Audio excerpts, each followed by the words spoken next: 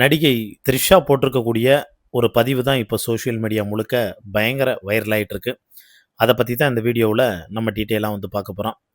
த்ரிஷா நடிப்பில் கடந்த வருஷம் வெளியான படங்களில் குட் பேட் அக்லி இந்த படத்தை தவிர வேற எந்த படமே அவங்களுக்கு சரியாக போகலை. ஆனால் 2026 அவங்க நடிப்பில் வெளியான முதல் படமே மெகா ஹிட்டு. அது 300 கோடி ரூபா வரைக்கும் கலெக்ஷன். அடுத்ததாக விஸ்வம்பரா உள்ளிட்ட படங்களும் அவங்களுக்கு வந்து வர இருக்கு. இந்த நிலையில தான் அவங்களோட பேட்டி ஒன்று சோஷியல் மீடியாவில் பயங்கரமாக ட்ரெண்ட் ஆயிருக்கு. த்ரிஷாவை பார்த்து பலரும் ஆச்சரியப்படக்கூடிய விஷயம் என்னன்னா, எப்படி இத்தனை வருஷம் ஒரு ஹீரோயினா அழகாவும் அதே மாதிரி முன்னணியிலையும் இருக்க முடியும் என்பது தான். கடந்த வருஷத்தில் அவங்க 3 படம் நடிச்சிருக்காங்க. அந்த படங்களில் ஒரே ஒரு படம் மட்டும்தான் மெகா ஹிட்டு. மற்ற 2 படமே விமர்சன ரீதியாகவும் வசூல் ரீதியாகவும் பெருசா அடி வாங்குச்சு அப்படின்னே வந்து சொல்லலாம். இருந்தாலும் த்ரிஷாவுக்கு தொடர்ந்து அடுத்தடுத்து கணிசமான வாய்ப்புகள் வந்துக்கிட்டு தான் வந்திருக்கு. இளம் ஹீரோயின்கள் படை இருந்தாலும், ஏன்னா காம்படிஷன் அதிகமாயிடுச்சு. தொடர்ந்து அவங்க படையெடுத்து வந்துக்கிட்டே இருந்தாலும் 43 வயசு அழகியான இந்த த்ரிஷா அவங்க எல்லாத்துக்கும் டஃப் குடுக்குறாங்க அப்படின்னே வந்து சொல்லலாம். பெரிய பட வாய்ப்புகளை கணிசமாக வந்து பெறுறாங்க. அந்த வகையில் சூர்யாவுக்கு ஜோடியா கருப்பு படத்தில் நடிச்சிருக்காங்க.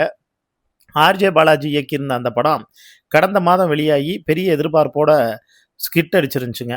உலகம் முழுவதும் 300 கோடி ரூபா வரைக்கும் வசூலிச்சிருச்சதா அதிகாரப்பூர்வமான தகவலும் வந்துருந்துச்சு. படத்தில் த்ரிஷாவுக்கு நல்ல பேரும் வந்து கிடச்சிருந்தது. கதைக்கு தேவையான நடிப்பை வழங்கின அவங்க பார்க்க 20 வயசு மாதிரியே படத்தில் வந்து இருக்காங்கன்னு கொண்டாட ஆரம்பித்தாங்க.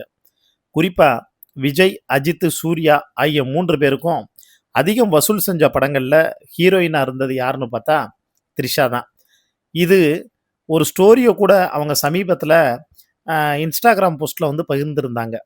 அதாவது சிரஞ்சீவியோட நடிச்சிருக்கக்கூடிய விஸ்வம்பரா திரைப்படம் இப்போ கூடிய சீக்கிரம் வரப்போகுதுங்க. இந்த நிலையில் அவங்களோட பேட்டி ஒன்று ட்ரெண்ட் ஆகிருக்கு. மிஸ் சென்னை பட்டம் என்று சினிமாவுக்குள்ளே நுழைஞ்ச சமயத்தில் அவங்க அந்த பேட்டியை வந்து ஆரம்பத்தில் வந்து கொடுத்துருந்தாங்க.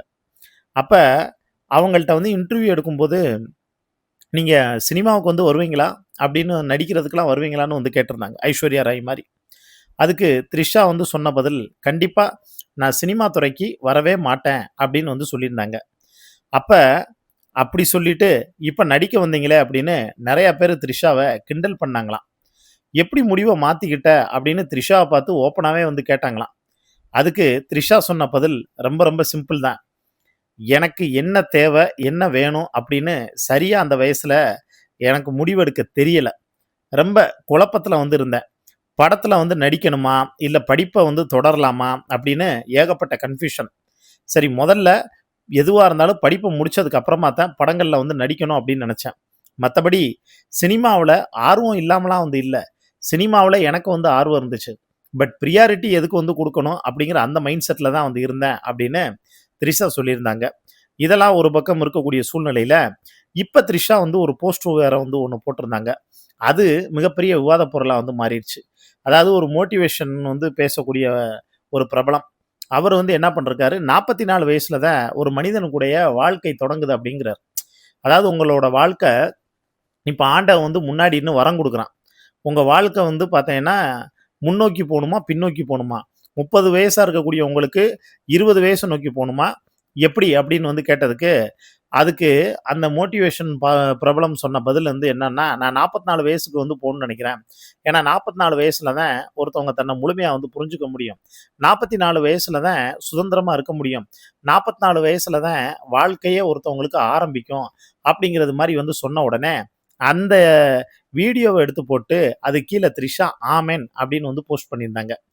இது இப்போ இன்ஸ்டாகிராமில் மிகப்பெரிய விவாதத்தையும், அதே நேரத்தில் அம்மினி செம்ம கல்யாண மூடில் கல்யாண வைப்பில் வந்திருக்காங்க. இது அவங்க போட்டது யாருக்குன்னா நம்ம தளபதிக்காகத்தான். 44 வயசு தான் வந்து த்ரிஷாவுக்கு வந்து ஆகுது. அதை தான் ரொம்ப நாசுக்காகவும் அவங்க வந்து சொல்லியிருக்காங்க. ஸோ அவங்களோட கரியரை லைஃபை இப்போ தான் வந்து ஸ்டார்ட் பண்ண போகிறாங்க, தாம்பத்திய வாழ்க்கையை இப்போ தான் வந்து ஆரம்பிக்க போகிறோங்கிறத சொல்லாமல் த்ரிஷா வந்து பார்த்தோன்னா வந்து சொல்கிறாங்க அப்படின்னு அதை வந்து எடுத்து மிகப்பெரிய விவாத பொருளாகவும் பேசு பொருளாகவும் வந்து மாற்றி, ஒருவேளை அப்படி இருக்குமோ இப்படி இருக்குமோன்னு வழக்கம் போல் நம்ம ஆட்கள் வந்து பார்த்தோன்னா பேச ஆரம்பிச்சிட்டாங்க. ஆனால் த்ரிஷாவை பொறுத்த வரைக்கும் எது எப்படியோ எனக்கு என் மனசுக்கு எது சரின்னு தோணுதோ, அத மட்டும் தான் நான் செய்வேன். அது மத்தவங்களுக்கு தப்பா படலாம். பட் அத பத்தி எனக்கு கவல இல்ல. எனக்கு அது சரியா இருந்தா போதும். அந்த முடிவுல நான் ரொம்ப அந்த கிளாரிட்டில தெளிவா இருக்கேன் அப்படின்னு தான் த்ரிஷா சொல்ல ஆரம்பிச்சிருக்காங்க. இத பத்தி உங்களுக்கு தோணக்கூடிய கருத்துக்கள மறக்காம கீழ இருக்கக்கூடிய கமெண்ட் பாக்ஸ்ல மென்ஷன் பண்ணுங்க.